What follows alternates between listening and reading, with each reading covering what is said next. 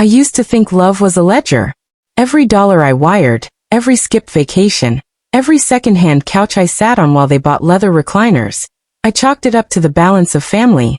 Then one April evening, the numbers bled red across my screen, and the ledger rewrote itself in their laughter. I'm really Harper. 35. Burlington, Vermont. And the sound of rain on my skylight that night wasn't water. It was coins dropping into a machine that had been eating me alive. I remember the exact second the world tilted. 7:42 p.m. I was hunched over my laptop, spreadsheets glowing like a confession booth, when the family group chat pinged. Logan, my little brother, the one I'd been paying to find himself since college, sent a voice note meant for the secret thread. His voice lazy and smug. Another $3,000 in the bank, guys. Told Riley the furnace is shot. She wired it before I finished the sentence. New record 4 minutes. Face with tears of joy. Then Dad's reply, the one that cracked my ribcage open. Keep her scared about my heart. Works every time. Mom's emoji parade. Champagne bottles, golf carts, a middle finger labeled sucker. I played it on loop until the words weren't words anymore, just shrapnel.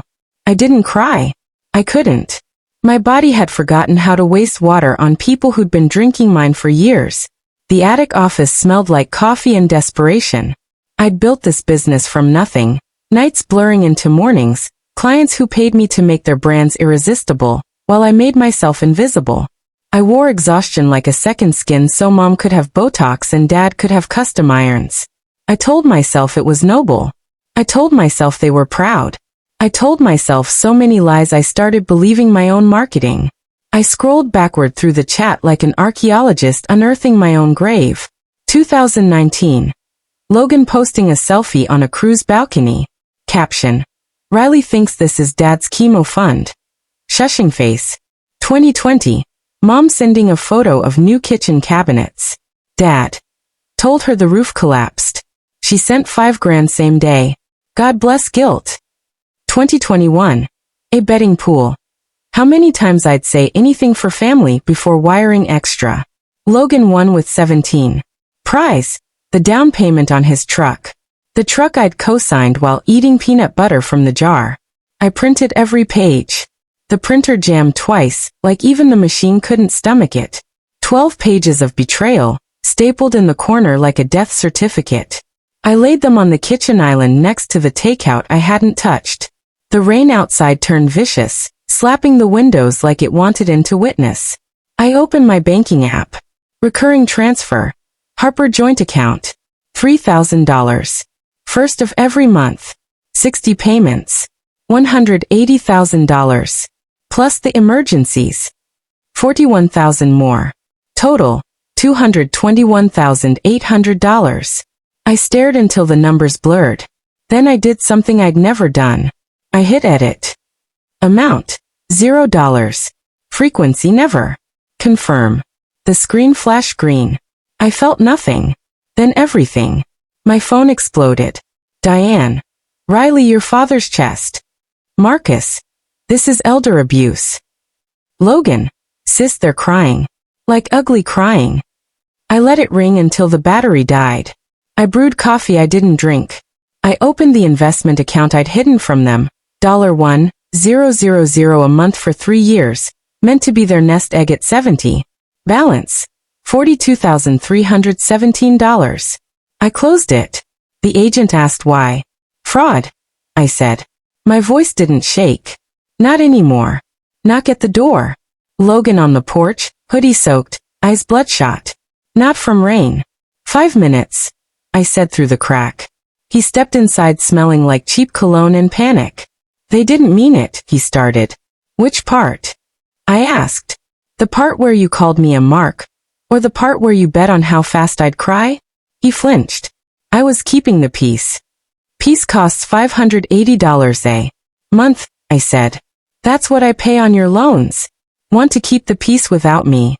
I handed him the printout. His hands shook so hard the pages rattled. Take this to them. Tell them the meter's broken. He left with the evidence trembling in his fist. I locked the door. Deadbolt. Chain. Heart. 3 days of silence. Then the doorbell at 8:47 p.m. Through the peephole, Marcus, Diane, Logan. Faces I used to kiss goodnight. Now strangers in cheaper coats. I didn't open. I texted Logan. Leave or I call the cops. Security cam caught the argument. Marcus's face purple, Diane clutching tissues like rosary beads. They left. But the real bomb was still ticking. I called my best friend Sage. Attorney. Pitbull and Louboutins. They did what? She screamed. I read her the highlights. She was quiet for a full 10 seconds. Then, we're untangling every thread. Tonight. We made a list. Bank transfers. Health insurance. Life insurance. Student loans. Investment account. Every knot they tied around my future. By midnight, we had a plan. By dawn, I had a war room. First casualty. The health policy. I'd added them as dependents 2 years ago. Dad's heart medication was covered 100%. I called the provider. Qualifying life event, I said. Define it. Discovering your parents have been scamming you for half a decade. The rep, Miguel, went silent. Then, we can process as loss of financial support. Effective end of month. 30 days. Plenty of time for them to feel the chill. Next, the life insurance. I logged in at 2 a.m., fingers flying. Beneficiaries, removed. New recipient, local children's shelter. Let my death feed kids who never asked to be anyone's jackpot. The investment account closed at 9:03 a.m. $42,317 wired back to me by noon. I stared at the balance like it was a foreign language. My money, not theirs. Mine. Logan's loans were last. $580 a month.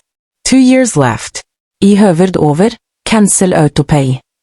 His face flashed, age 10 missing front teeth, begging me to read him Harry Potter. I remembered the screenshot. Riley just asked if Dad's okay after his appointment. Faced with tears of joy, I hit cancel. The sound was louder than thunder. I drafted the email at 3 a.m. Subject. Financial support provided 2018 to 2023. Body. Marcus and Diane. Attached is a comprehensive accounting of the $221,800 I provided under false pretenses. Your duplicity is documented in your own words. Do not contact me again unless it is to repay what you stole. Riley Harper. I attached the 12-page PDF. Hit send.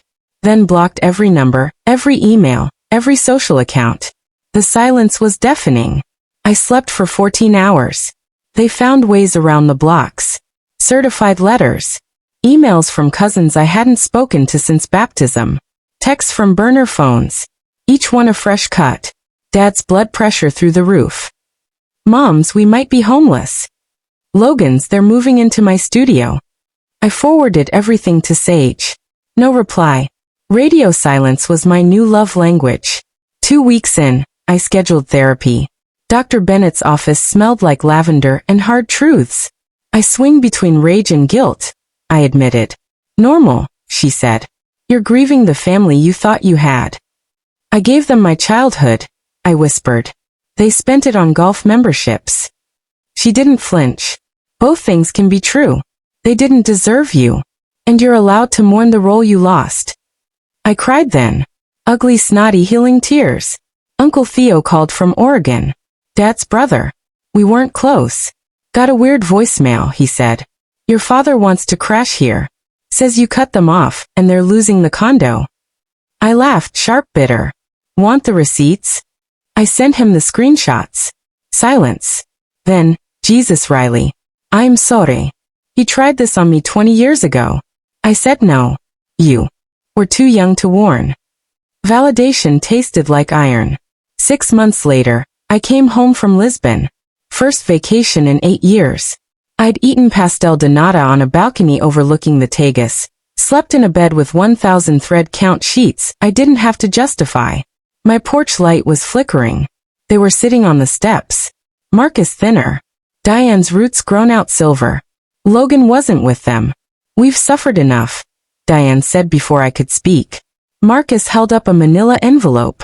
Inside a ledger. Handwritten. Every dollar. Every lie annotated in his cramped scrawl. At the bottom, total owed to Riley Harper, $221,800. Interest her childhood. Diane's voice cracked. We're here to repay you. Marcus pulled out a cashier's check. $221,800. Exact. I stared. Where? We sold everything, Diane cut in. Condo. Cars. My mother's ring. Took jobs, Marcus nights at the box store, me cleaning offices. Logan's couch surfing to send rent. Marcus's eyes, same gray as mine, were wet. We thought shame would kill us. Turns out it just made us honest. Diane stepped forward, hands empty. We don't want forgiveness. We want you to have what we stole, including the truth. We were terrified the day you were born we'd fail you. So we failed you on purpose, kept you useful, kept you guilty, kept you ours. The lies were easier than admitting we were scared little people who lucked into a brilliant kid. Marcus's voice broke. You weren't the ATM, Riley. You were the mirror we couldn't stand to look into. We broke it. Now we're sweeping up the shards with our bare hands. The check trembled between us. I didn't take it. I looked at the porch light flickering above their heads. Same bulb I'd replaced last Christmas while they laughed about my bleeding heart in the group chat. I exhaled 5 years of rage in one breath. Keep the money, I said. Their faces collapsed. Not forgiveness, I clarified. Interest on the childhood you spent. Use it to rent a small place. Get therapy. Learn what love looks like when it isn't a transaction. Diane sobbed, one raw, ugly sound. Marcus folded the check, tucked it in my palm anyway. We'll send monthly, like you did, until it's zero. Then maybe coffee. I closed my fingers around the paper. Maybe, I said. They walked down the path. Didn't look back. I stood there until the porch light burned out. The first payment came last week. $500. Postmark, a studio in South Burlington. No note. Just a return address that isn't a lie. I still flinch when my phone buzzes. I still wake at 3 a.m. checking for leaks that aren't there. But I also bought a plane ticket for next month, somewhere with no rain. I sleep in the middle of the bed. I wear cashmere without guilt.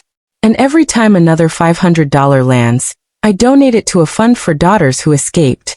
So here's my question to you. If the people who broke you showed up with receipts and remorse, would you take the money?